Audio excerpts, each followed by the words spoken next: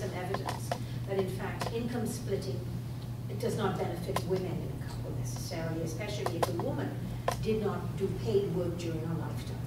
And she gets OAS and GIS, because the paying low income tax benefits the person who had the higher income and paid the tax. And we are presuming that all couples are fair and reasonable with each other. And in many couples, money is the biggest issue with regard to things like violence and coercion within the family. So there are questions that are being asked about that. I think that I just wanted to throw out that there, so there's a balance of opinion. It's not that necessarily that I agree with it, but I think that that is something that some people have actually brought forward. Now, questions? So we're back, and we were talking a little bit about those people who are currently retired. Mm-hmm. At least if you're in the workforce, you can try and change things and do whatever you can to help to make a difference. And if we bring in new policy, that may help. But for those people who are really now retired, people who are 70 and who are just dependent completely on the OAS, GIS, CPP, or who had invested just a little bit of their earnings into something that has now lost a lot of their earnings in the crash that occurred last year. What do we say to those people, Judy? Well, you know, it's extremely unfortunate that that crash came when it did, because people lost a lot of money. And if you were in the, you know, if you were 50 years old, you have time to make it up. But fortunately, the economy has picked up, and a lot of the losses that happened in 2 years ago, if they had left their money there, they might have been fortunate enough to recover it. I need to mention to you the issue of the amount of companies that didn't recover from that. Hence be that if you had investments in Nortel, as an example, one of Canada's outstanding companies that is in the proceeds of going bankrupt at the moment, if you worked for Nortel, you know, they're devastated. I think we've heard from Nortel people all across Canada in particular. They've well organized and had a very strong voice, that Canadians think their pensions are protected, their company pensions. Well, clearly we have found out as a result of this, what everybody thought could never happen has happened. And they're losing a significant portion of their retirement income, of their pensions. Yes. Because under our bankruptcy laws, when a company goes bankrupt, pensions are not protected, and they're down at the bottom.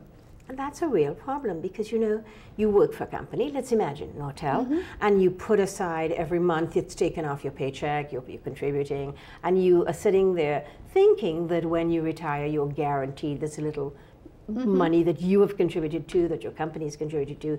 Your company has gone bankrupt, and now you find out that if not 100% is lost, you're getting a significantly small amount. That's a bitter pill to swallow, especially since during the years when you were bringing up your children and having mm-hmm. to pay all these costs, you were putting aside this money through your company.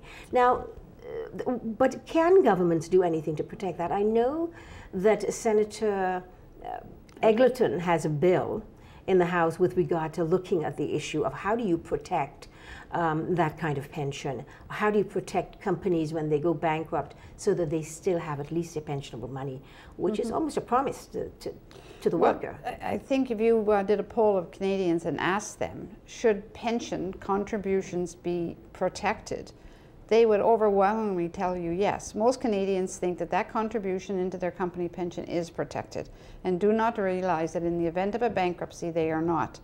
What we're calling for with Senator Eggleton's bill very specifically deals with another portion of that issue. We have been asked for the government to amend the Bankruptcy Act to put pension contributions in a more secure category. It wouldn't put them to the top of the list, and it isn't going to dishevel the market. It just gives them a level of priority that they don't have today. So that's one level of protection. But one of the things that also came out as a result of this crisis is the fact that those who are on long-term disability, so you're working for a company, you're on long-term disability, and you will be on long-term disability at your age 65. These companies go bankrupt. They're no longer there to put money into paying for your premiums.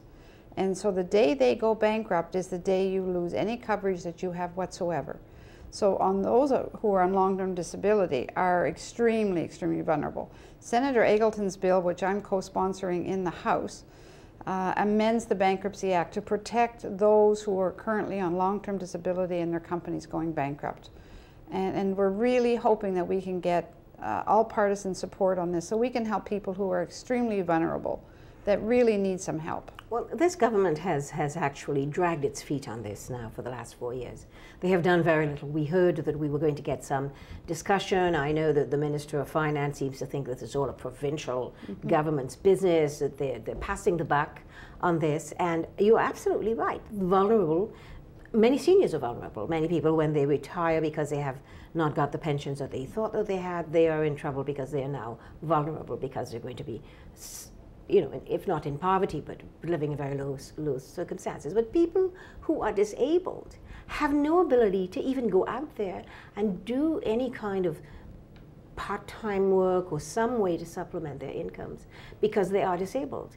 And I think that government shouldn't even be having to have that co-sponsored bill between you and Senator Eggleton a matter of discussion. They should just say, well, we have to. This is when people are in trouble, the role of good government is to provide a safety net for people. It's to be able to buffer for them. It's to be able to help them out of these difficult times until times get better.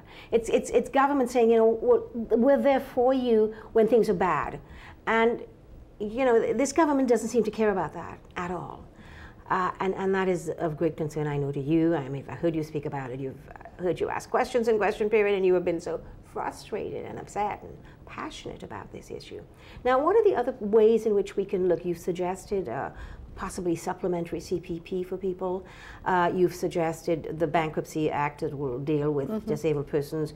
We've suggested that there are ways in which government could find protection for private pensions like Nortel. What are the other ways that you think that we can look at income? I think we know, for instance, that many unions are also suffering because when you put money in, they put the pensions into a fund and they invest it, and then there's a real problem to deal with that. And of course, it's government who immediately had the problem with income trusts, in which they taxed people who had this set aside these savings in their pensions, and suddenly it's gone or it's cut by an enormous amount. I know we have promised that if we become government again, that we will deal with this issue and that we would change that piece of legislation. But what are the other things you're hearing? I mean, let's talk about women a minute. We know that some women, we know 84% of women now actually are getting CPP. But we did a study on this in the committee that I chair, the House committee that I chair, that said that these women are having some real problems because even though they work and they get CPP, they're getting less money when they retire than men are. And because we're going to cut to a break now, I wanted to talk a little bit about that when we come back, and things like OAS and GIS, and what do you feel we should be doing about that as Liberals anyway?